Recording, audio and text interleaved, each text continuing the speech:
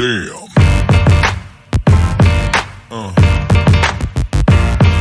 Yeah. Yeah. Yeah.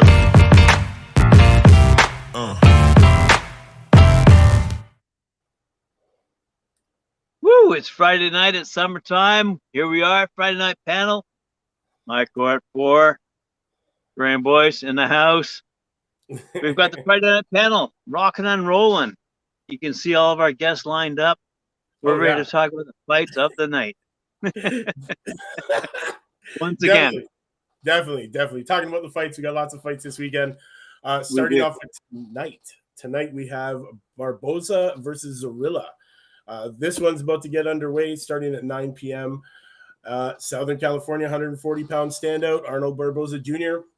wanted the main event spotlight, and he's getting that opportunity to shine when he takes on Puerto Rican contender Danielito El Zorro Zorrilla in a 10-rounder junior welterweight showdown tonight, guys. So be on the lookout for this one. Tokyo 2020 U.S. Olympic silver medalist Keyshawn Davis and Richard Torres Jr. will return on the card, with Davis battling Jair Kassir Valetira in an 8-round lightweight co-feature.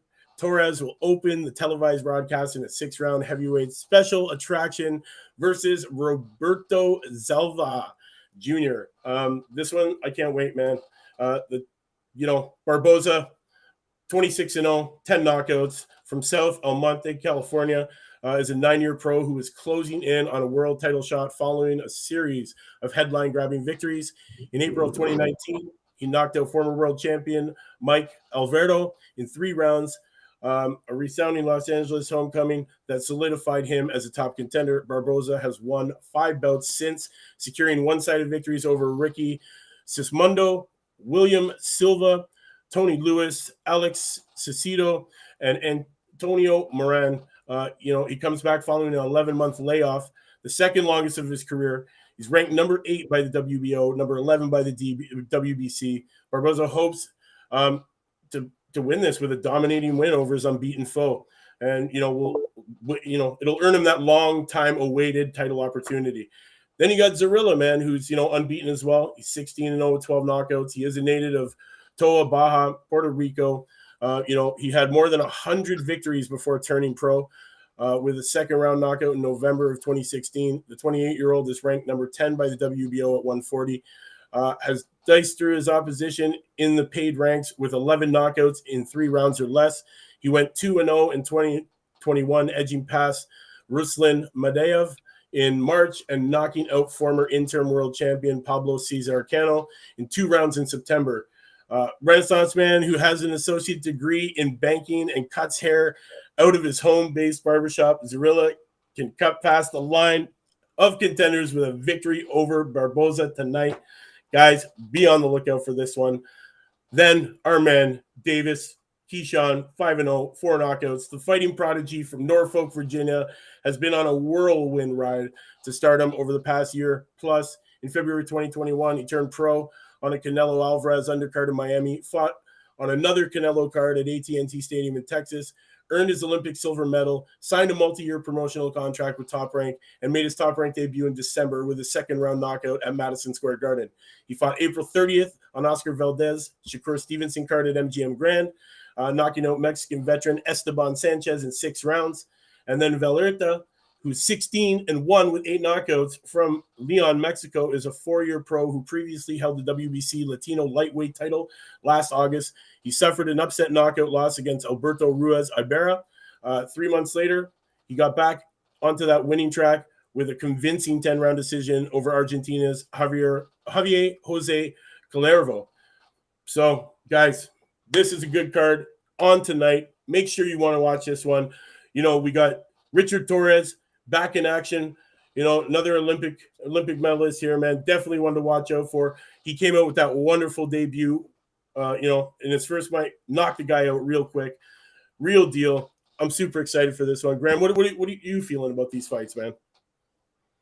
What I really like about these fights is the Puerto Rican versus Mexican standoff that always seems to be apparent when you talk about these Latin American fighters going up against each other.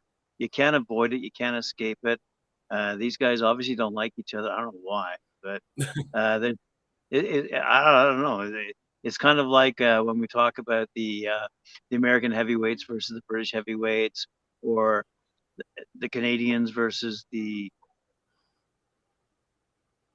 Anyway, that's what I do like about these Latin American fights is the rivalries that exist between the two nationalities, specifically the Puerto Ricans, specifically the Mexicans. I'm sure there's others in the mix, but I'm just saying, like, whenever I hear these cards and I look at the lineups and I go, wow, that's going to be a great fight. That's going to be a great fight. Why? Because this nationalistic hatred that fuels their passion, that fuels their intensity, and we as the fans get to really enjoy something, at a real honest level. Definitely, I agree with that. Also on this card, guys, look out for Stephen Shaw. We profiled him this week. Also, Floyd Diaz is on the card. Austin Brooks, both these guys, young, hungry, undefeated, man, sporting these 5-0, 6-0 record, looking to stay undefeated. So the undercard is going to be lined up with lots of action. Definitely great fight to watch tonight. So, guys, make sure you set your clocks, man. 9 p.m. This one kicks underway. Then we're moving on to tomorrow. We got some great fights for tomorrow. I'm super excited for this one. We got the Garcia and Fortuna, and we got the Shiraz and Torres cards. Sorry. Yeah. Did you see the quote from Garcia about eating his heart? No, I did not. Please tell me this. I haven't seen it. In brief, I'll paraphrase. I'm going to knock him out and eat his heart. almost a recall of Mike Tyson's "I'm going to eat his children." And then he ends up eating his ear. So going back to, like, shall we say, rivalries, bitter hatreds. I mean, obviously Garcia and Fortuna do not like each other, and I'm looking forward to this one big time. Me too. Before we get to watch that one, though, we got to touch on the Haros Shiraz returns to the ring. That's right. Yeah. Superbox Arena on the night that includes a British title double feature, both Lennox Clark and Nick Ball. Shiraz, he's 15-0, 11 knockouts, continues his quest at middleweight with the defense of his WBC international silver title. Won last time out via defeat against G. Smith, against Argentinian Francisco Emmanuel Torres, who's 17-3-1 with 5 KOs over 10 rounds. This one's going to be great, man. Then we got Lennox Clark, 20-1 with 8 knockouts, makes his first defense of his British and Commonwealth middleweight titles against another big banger in Oldham's Mark Heffron, who is 27-2-1 with 21 KOs in what is certain to be a mighty collision with the IBF Intercontinental Championship belt also on the line. Then we also have the WBC Silver Featherweight Championship is up for grabs here. Nick Ball, Nathaniel Kakalolo. This one's gonna be great, man. 12 3-minute rounds at 126 for the WBC Silver Featherweight Championship. Then we got Dennis McCann taking on James Beach Jr. for the vacant Dennis the Menace. Dennis the Menace McCann. Yes, the vacant WBC International Silver Featherweight Championship up for grabs. 10 3-minute rounds at 124. Going to be a good one, man. Also, we got super featherweight contest. Ryan Garner taking on Christian Lopez Torres. We also got Pierce O'Leary, profiled him this week in the super light contest, taking on Robin Zamora. And then we also have another light heavy contest. Karol Atuma taking on Michael Gazdik. Then we also have Masood Abdallah taking on Tinko Benabakov. That was a hard one to do there. Definitely some great action on this card. So this one starts 2 p.m., I believe, Eastern Standard Time for us. So, yeah, be on the lookout for this one to be exciting, actually. I'm super excited for this one. And that's 2 p.m. Eastern Standard Time. I forget who the promoter is on that one. Who's the The promoter is – just give me one second. It's not top rank. It's the promoter is Frank Warren, Queensberry Promotions. You can see that on United Kingdom BT Sports. Definitely great one, man. Lennox Clark, Mark Heffron headlining this one. You know, we got a bunch of titles up for grabs. A lot of great up and coming fighters on this one, man. I'm super excited to see this one. Umar Khan, Carol Aituma, Masood Abdullah, Pierce O'Leary, Ryan Garner, all these guys undefeated, looking to stay undefeated. So guys, be on point, man, and definitely tune in to watch this one out of the UK, 2 p.m. Eastern Standard Time, guys. Now, Graham, we can start talking about the one that you're super excited for, which would be the Garcia and Fortuna. Yes. Definitely a great card, guys. Love to see Ryan get back in the ring, man. He's 22-0, 18 knockouts of Victoriaville, California. Will make his second appearance of the year, facing former two-time world champion Javier Fortuna, who is 37-3-1 with 27 knockouts. The 12-round lightweight fight will take place on Saturday, July 16th, and will stream live worldwide exclusively on DAZN. This is going to be a very exciting fight. I know it didn't take place last year like originally announced, but I hope that this time it will be real so that we can see this great show, man. I can't wait. Can't wait. Get this one get this one on the go. Definitely a great card. Some great undercard fighters on here, man. We got Alex. Sorry. Just for my viewers' sake, I had it reversed. It's Fortuna who said he's going to eat Garcia's heart. Sorry. Oh, okay. Apologies to Ryan Garcia there. I'm just looking at it now because one of our fans sent it to me. I'm sitting there going, "Oops." Yo, hey, there he is. Can you hear me? Yes, we can. Yeah. What's going on, James? All right, cool. All right, I was about to go over to my phone and it just came in. All right. Excellent. We're touching on the Garcia Fortuna card, man, tomorrow night. Yeah, I was listening. I was listening to everything. I could hear, but I couldn't get on just yet. But yeah, definitely. Excellent. This is gonna be a good one, man. I can't wait to see this one. You know, Ring Magazine has said Javier Fortuna is a dangerous lightweight contender with a lot to prove on this one, man. You know, the 33-year-old Southpaw is a former two-time world champ who previously held the WBA interim featherweight world championship and the WBA super featherweight world championship. Fortuna was last seen in a spectacular first-round stoppage of Rafael Hernandez in Santo Domingo this past February, and will be looking to have another spectacular performance when he faces Ryan Garcia tomorrow night, man. This one is a 12-rounder. So this is tomorrow, right? Yeah, this one's tomorrow, 9 p.m. That's what I thought. I was checking it out. I seen it come through on Dance, and I was like, okay. I was busy. I didn't look at it too quickly, but tomorrow night, yeah, I think it's gonna be great for Ryan Garcia. He's got to get back in there. You know, he has to shine. So this is great, and he's got to build that fight if he wants that payday. Exactly. So I know, you know, whether he's going up against Devin or he's gonna go up against Tank. He wants to keep his credentials good so he can make that payday, man. So I like to see him come out here and get a quick win. Quick. Yeah, me too. That's what I'd like to see. I'd like to see him come in, get the quick win, get it over with, and start prepping to fight one of these one of these elites. And because the confidence is there.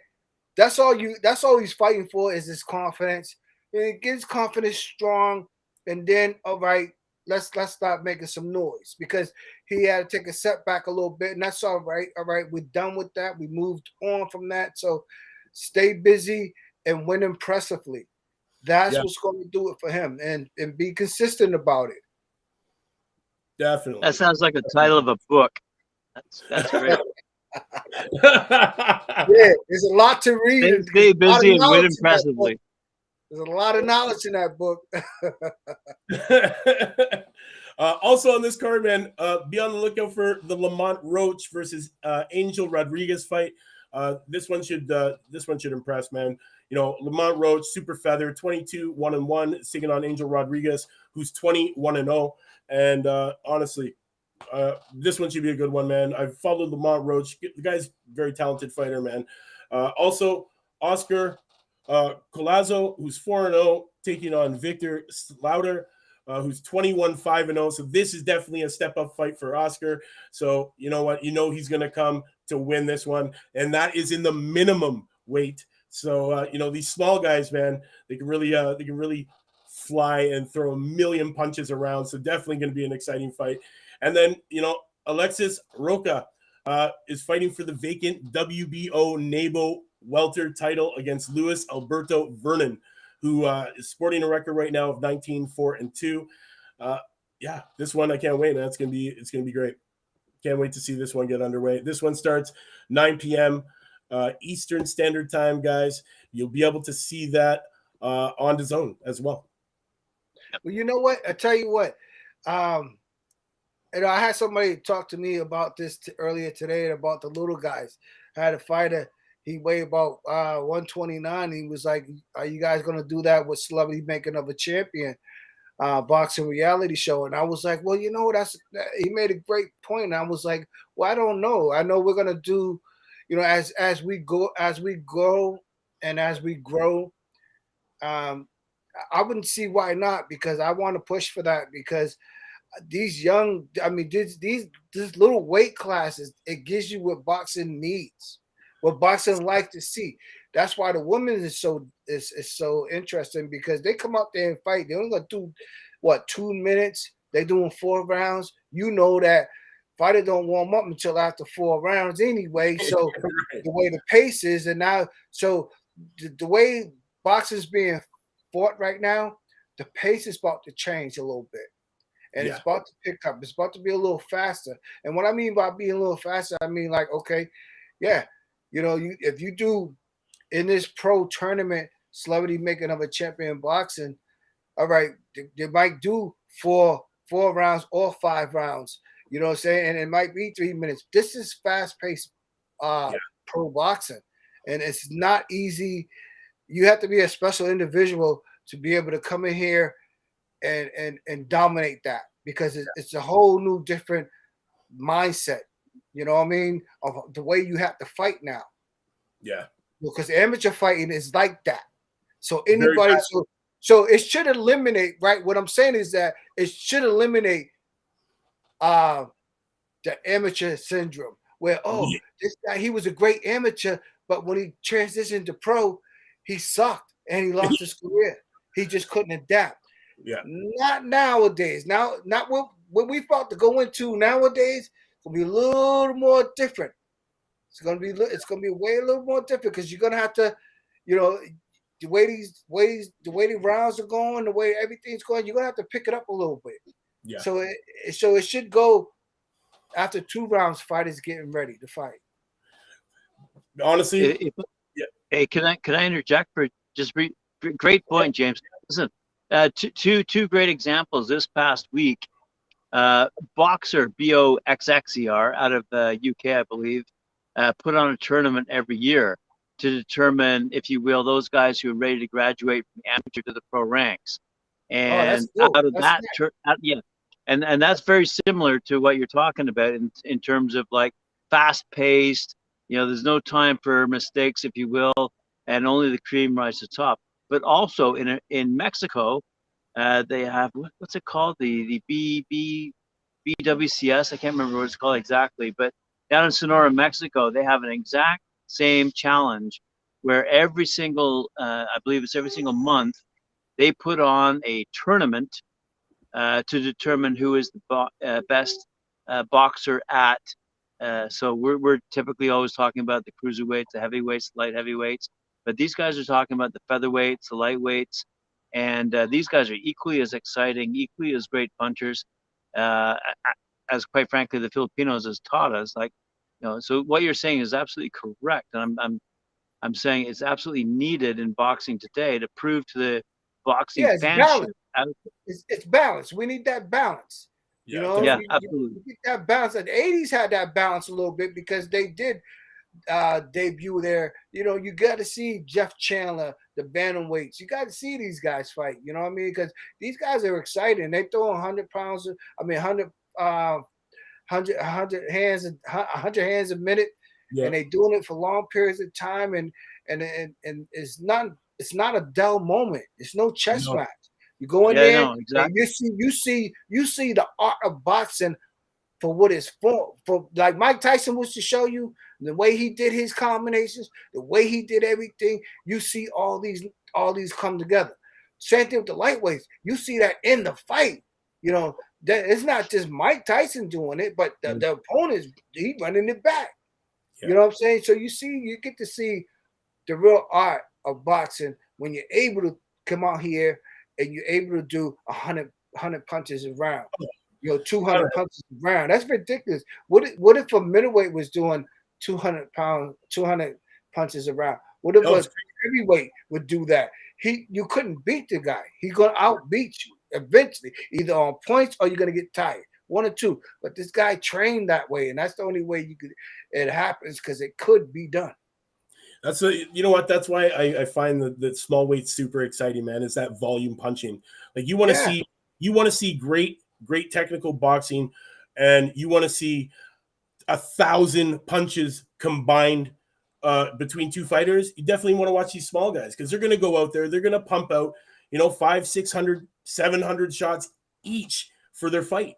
And it's crazy because, out of that, they're still hitting, 25 to say 45% of landing. So, they're landing half of what they're throwing. So these guys, you get to see how it's done, and you get to see how it's done well.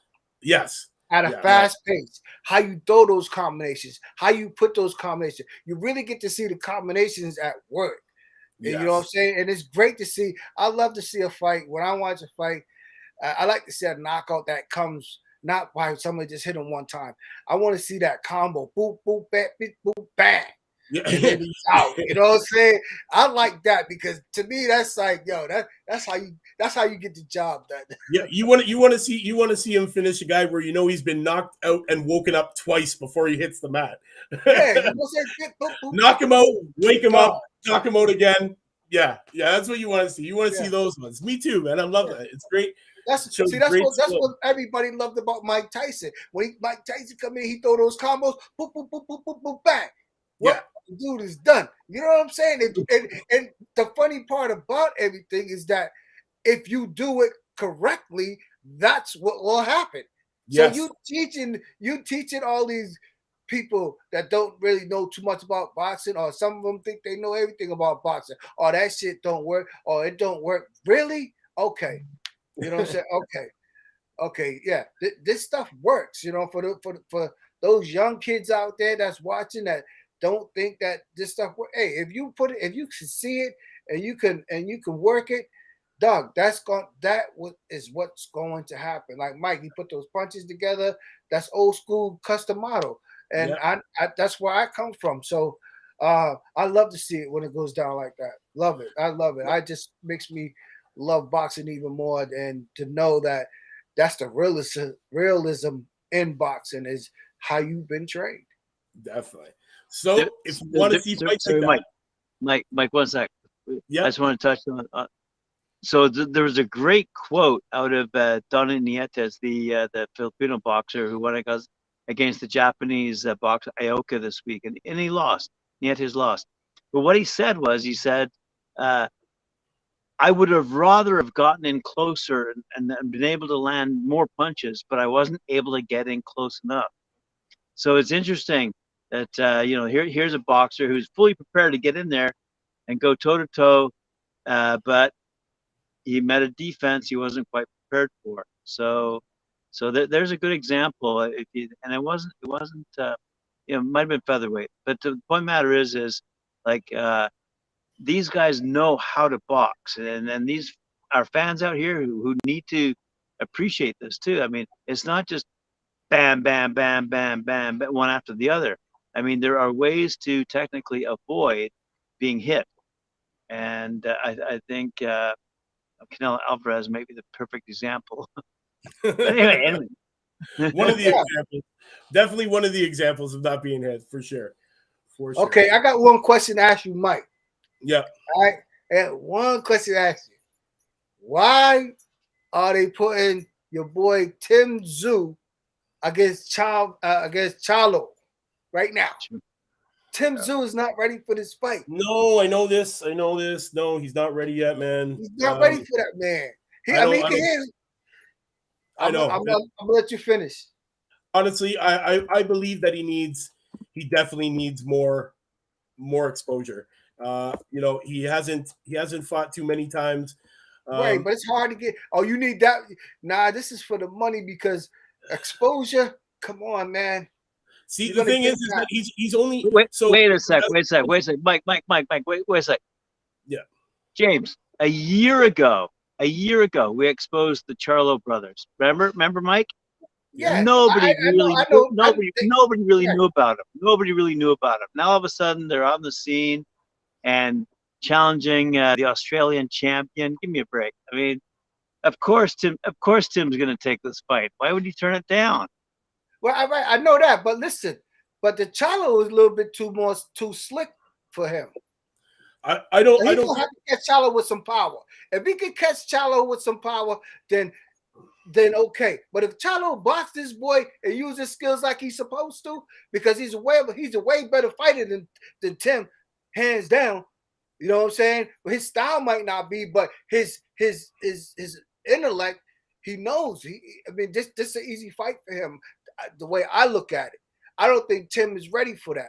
Tim he does too many mistakes, but he's got a good power though. If he mess around and catch Charlo, he won't survive. I guarantee you that. That's how that fight's gonna go. Watch what I'm telling you. Honestly, what do you think, Mike? Tim's only had one fight outside of his country, and that was his last one against Terrell. Was it Gauch? I think it is. And that one went 12 rounds. Like that was a unanimous decision win. But who is this guy? He got knocked down in that fight. Didn't he get knocked down in that fight? Yeah, he went down. He went down in that fight too. Yeah, why did he go down? He made a lot of mistakes. Honestly, I think for Tim, yeah, sure, come over here, fight internationally, fight, in America, fight in the UK, fight all over the world. But, get some warm-up competition before you start trying to, challenge champions. You're right. You are right, Mike. Because wait a sec. I just noticed. It's not until January 2023. Yeah, that's all right. Yeah, all right. Well, okay. He's got a lot of time to prepare for this fight. You want to roll the dice on him? Hey, to me, he's not ready for that. I'm just saying he's not ready for that. It's like Davey Moore fighting Roberto Duran, dog. It's like Jake Paul fighting Iran Jr., man. You know what I'm saying? That's what that's He's like. going after Rockman. Yeah. You know what I'm saying? We got a question from one of our viewers. Jake Paul got something from one of our viewers that just came in. Can heavyweight boxing be popular like NFL and NBA or baseball in America if it was pushed properly? Hell yeah. The answer is yes. I mean, take a look at the Muhammad Ali days when 90 million people around the world would watch on television for free. They would know. The fans would know who was the heavyweight champion of the world. Period. Back in those days.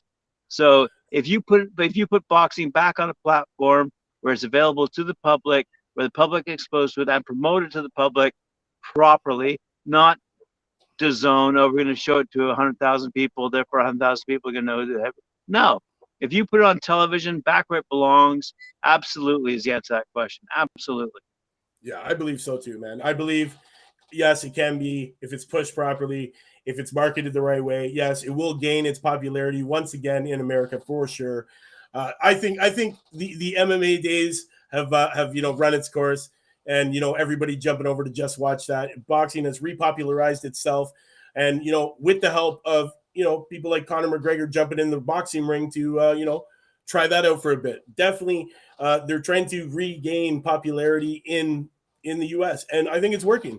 And then now with the YouTubers taking a liking to this, it's put it out to a whole different generation of fans. So yeah, it's definitely getting marketed right. It is being pushed properly, and yes, it's going to be super popular in the U.S. in the future for sure. It's already gaining popularity now. Absolutely. And sorry, James. Let me add one quick factor to what Mike was saying. So yeah, but we've got the historic platform of boxing in its classic form, okay, which is appreciated for what it is, the sweet science, okay. But we now have the Jake Pauls of the world migrating it to a brand new audience. But more than that, we have women who are coming out of their fitness classes wanting to enter the ring.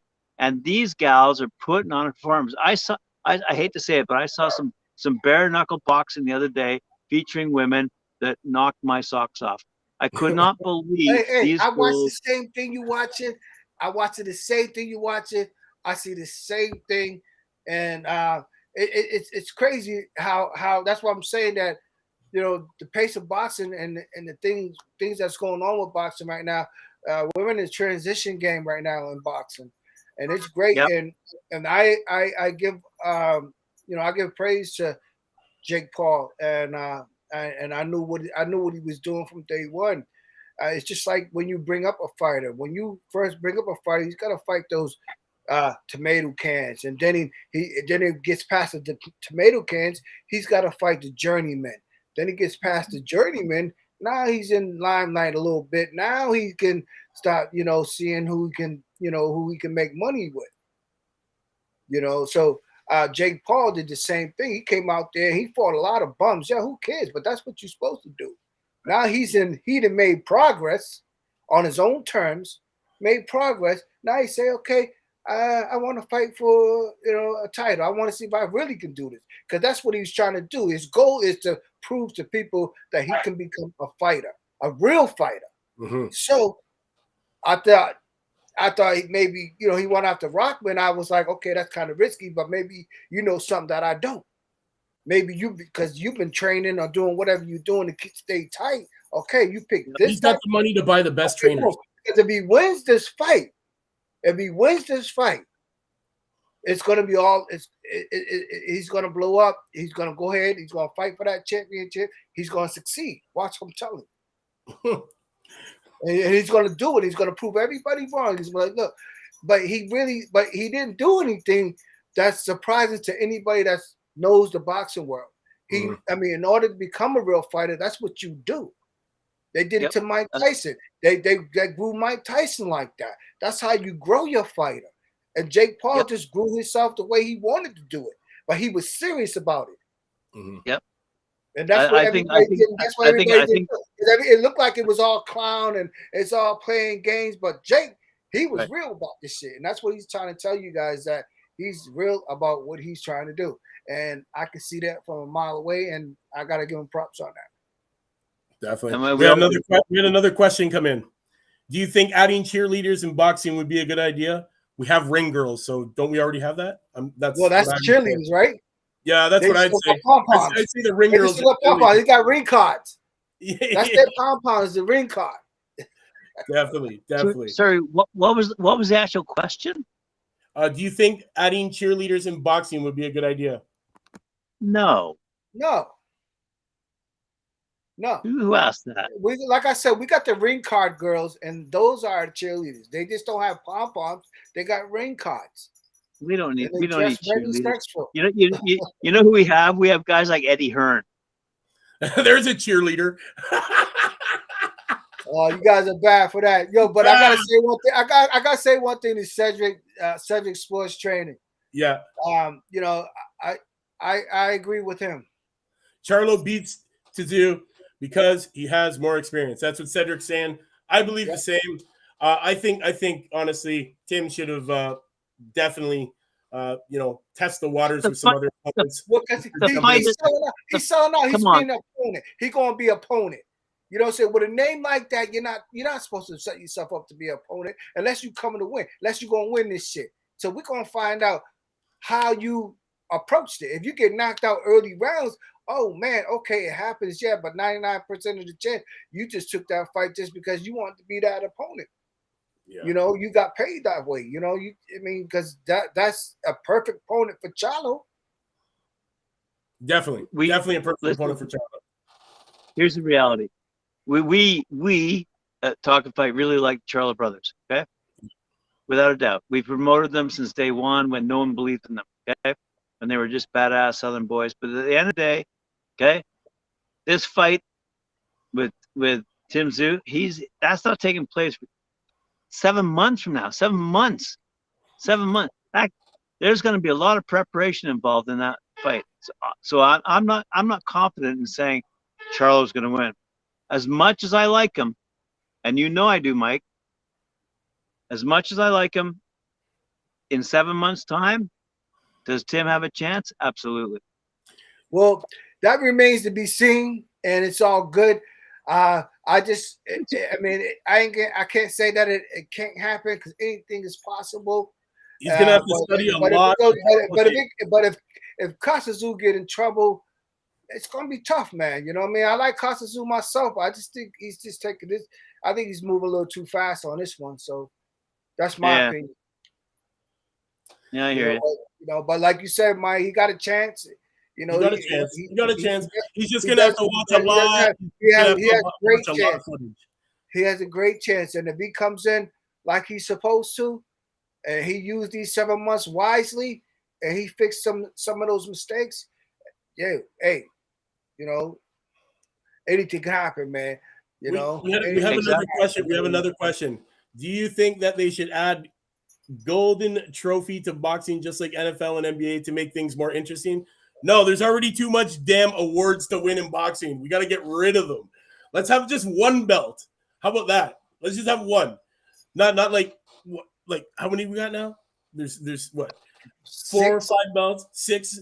That's the major sanctioning bodies. Then you got your regionals, your provincials, your state, your freaking like. There's already enough. But what fans got to understand too is that every belt that you have, the fighter got to pay WBC worth $300,000. Yeah, man. You know what I'm saying? So he got to pay a lot of money. You see a champion running around with all them belts. He got to pay a lot of money for them belts. He's paying every sanctioning body, every single sanctioning body. Every time they want to fight for the title, sanctioning body gets paid every single time by both opponents, by both. So yeah, man. No, we don't. I don't think we need any more kind of trophies or anything. The trophy you want is the green one. That's what everybody wants. That's what everybody's after. That WBC green strap. That's what every fighter. I don't mind. I don't mind. 4 belts is cool. 4 belts is all right. You keep it interesting. You want people to. You want fighters to. It just has to happen often. You want people to say, okay, put your title up, unify the title. Okay, how the guy fight everybody? You fighting everybody, you unify the title now. You fighting this person, you fighting that person. You doing that. You putting these belts on the line. Show that. It ain't about who can hold the belts the longest. There's a lot of money to go around, man. Come on. If you ain't fit to hold it that long, then give it up. Definitely. For those fans out there who may be basketball fans, take a look at what happened when the NBA acquired the ABA. The ABA had a lot of innovation in the sport at the time. I'm talking about the basketball sport, not American Boxing Association. The ABA had a lot of innovation at the time, and the NBA took it over, commercialized it, and look what you have today. You have a very popular sport. What I'm saying is conversely, that can happen in boxing as well. I think what I'm saying is absolutely correct. There's absolutely there's too much money being put into the, what do they call it? The alphabet, whatever it's called. You know what I mean? There's just too much money being fed in that direction. Like, let's just say the 3 of us put $1 million on the line and said, who is the world champion? And at the end of the year, a year from now, we determine based on whatever number of victories, number of points, whatever. That guy who wins the $1 million is going to sit there and go, I'm the world champion. He's not going to give a shit how many belts he's got. He's got $1 million in his pocket. He says, I'm the world champion. No doubt, but they, and plus some of these organizations, they don't do a lot for the fighters. So if you're collecting all this money for the fighters, then why don't you have a certain type of pension for the fighter? Why don't you have? Why don't you have any type of insurance for the fighter? If something happens to the fighter, pensions, he gets in trouble in the ring, and something happens, and now You know, the fighter don't got nothing. He just fucked up. He was a world champion. He paid this organization all this money just to have this belt. It's got to be more than just a belt. This ain't about. It ain't all about a fucking belt. It's all about your health. It's all about being taken care of. This is a job that you put your life on the line. You know what I'm talking about? This is serious. So therefore, with all these organizations taking all these money, WBC, you know, what do you guys got to be proud about? You're not helping boxing. You're not doing this. You're not making anything easier for any of the promoters or anybody. You're just taking the money, walking away with it. There was a great story this week that Tyson Fury put it on the line. He said, listen, I may be the biggest, baddest champ in the world right now, but I'll admit, Deontay Wilder probably concussed me in that last fight. So am I really done? I might be done because my health is more important to me right now than $1 million. So and that's what it's got to be about. It's bigger than that. You know why? It's just like he wanted to come back and fight. And I know his people is like, for what? You're finished. You're done. Recognize when you're finished and walk away with everything and get your health back together, because that's the most important thing, man. See, Carl just dropped a comment saying, isn't it the responsibility of the boxer to invest wisely?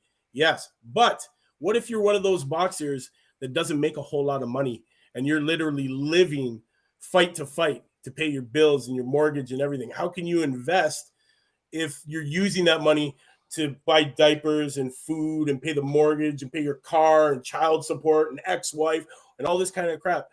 There has to be something that these sanctioning bodies are taking a part of that purse and putting it into an account so that when these guys go to retire, when they go to retire, that they can collect some sort of pension to take care of them afterwards with their, you know, their bills and health care and all that kind of stuff. There should be something in place. I understand it is up to the fighters to do it, but let's be real, man. They're fighters. Well, look, it's not even that, Mike. The NFL does it. Every professional sport does it. You know what I'm saying? So to put it on top of the fighters, like, come on, really? They could do that. They make enough money to do it. You know, and fighters got to get savvy on their own and you know, get in touch with their managers on a lot of other things as well, because the manager has a job to do too. So if the manager is doing his job and doing what he's supposed to do, it takes a lot of weight off the fighter as well. You know, but as far as these boxing, as far as the Alphabet gang, hey, you know, they have to. I would like for them to do more, put more into boxing. As far as insurance wise, like, you know, come up with some plans. You guys make enough money to do that. Mm-hmm. You know, and then it's up to the fighter, because nowadays you can go to if you're a big time fighter, you making all this money. Hey, why not go to insurance company, get you insurance, get you an insurance plan, and dump most of your money in your insurance plan. Then you become your own bank, and whenever you want to take money out of there, that you could take money out of it without the penalties, without none of that. You know, and the money that you still keep in the insurance plan, hey, it's still accumulating money. You know, you're still gonna make money. And that's like the best way to go that I would tell fighters right now what to do. You know, exactly what I'll tell them. Get your insurance plan. Carl made another good point. It is difficult to bring in a pension scheme when you're crossing borders. You know, when you're traveling outside and, you know, international competition, it would be hard. And he definitely, says that's what the organization, that's what these bodying sanctions should make. It has to be a world organization for like pension. It would have to be like a world pension fund for professional boxing. And honestly, you know, the difference between boxing and other sports, governing bodies are fragmented. Yes, Carl, I agree with you too. They are fragmented. Too much. It's something that, remember, Tim has been talking to us about. There's plans in the works of trying to start, you know, a union and a pension fund for boxers that are retired. You know, for all these young guys out there, all these young fighters, you know, take care of the guys that paved the way for you to make these millions. Remember, the fighters back in the day, you know, they were getting in the ring. They weren't making 10, 20, $30 million a fight. They're making a couple 100,000, you know, and then by the time your manager takes his cut, your promoter takes his cut, your cut man takes his cut, and then, you know, you get yours and you're like, oh shit, wait a minute. Now I got 2 ex-wives, 6 kids. I got Bentley car payment, you know, like there's nothing left. There's nothing left. So there's got to be something for these old guys, man, who literally now can't hold a sentence, you know, can't even fathom what's going on in their mind. You know, being concussed so much has done so much damage to them that, you know, they become useless people in society. They can't do anything. You know, they can't rely on their boxing skills that made them the money that they are and, you know, made them who they are. They can't rely on that anymore to, you know, start going to a local gym and start teaching and having students pay. You know, we got to take care of these guys, man. They paved the way for the young guys. We got to take care of them, man. And I wish that these young guys would get on board and, you know, start saying something about it. No doubt. I think it's in the making, so it'll happen sooner or later. It will. It's going to happen. It's going to happen. Yeah. Well, guys, I don't know. You guys want to talk about any more topics? We got fights to watch. I know that. Yeah, and I'm going to get ready to get out of here because I got some studying to do. Yes. I have one quick question for James. I saw a Facebook post about you had some water containers and you said you had a deal that we're doing. What was that all about? You had some water. You were holding some water bottles. You had some promotional going. Oh, that was at my son's fight. The Wikia sponsored me with some water for the event, and I was just doing some promotional stuff with it. And it was at my son's fight, his first debut fight out here in Massachusetts. So he got the win, and it was a good event. Excuse me, it was a good event. Excellent. Good. I just saw the post on Facebook. Thought I'd give you a quick question there. There it is. That's all. It's all good. Not a problem. Nothing serious. Just want to hear about it. It's all good. It's all good. You guys get that all day. We got to get ready. I must say this. We got to get ready because Mike knows that we got to make some selections for this celebrity making of a champion. And we will be meeting up tomorrow to make some of these decisions. And I'll see you guys later. I'll see you later, Mike. Yes, definitely. We got homework to do. Plus the fights tonight, guys. Guys, don't forget, 9 p.m. Eastern Standard Time. Barboza, Zorrilla. Check it out. Great fight, man. Starting 9 p.m. What network? I believe that one is ESPN and Fight. Okay. All right. So, cool. Guys, this I thought one's you free. were going to say Mike's network. Yeah. Mike's network. Well, guys, thanks for joining me on the Friday night panel. It was a pleasure always. Thank you for everybody who dropped comments. Much love and respect, man. If it wasn't for you guys, we wouldn't be doing it. We got to get to work, so you guys don't have to, man. Make sure you join us Sunday, 9:30 for the scorecard with Cedric Ben. Get your cards ready and your explanations. And 4 o'clock, join me and Cedric for the Knockout of the Week award. Don't be late. We know we're picking it. You know you're going to see it. And, yes, join us next week. Same time, same channel. Friday Night Panel, new topics. What's up, Cedric? We can't wait to get you on Athletes TV, man. That's coming. Right. We're going to do it, man. I got to say hi to Ced. I don't see Ced as much, but definitely hello, man. All right, guys, thank you again. If you haven't yet, man, hit up Talkin Fight. You know what to do. Hit that subscribe. Whatever platform, man, Twitter, Twitch, LinkedIn, Spotify, Podbean, you know where you're at. Hit that subscribe. We'll see you next time. Peace. Cheers. Thanks, guys.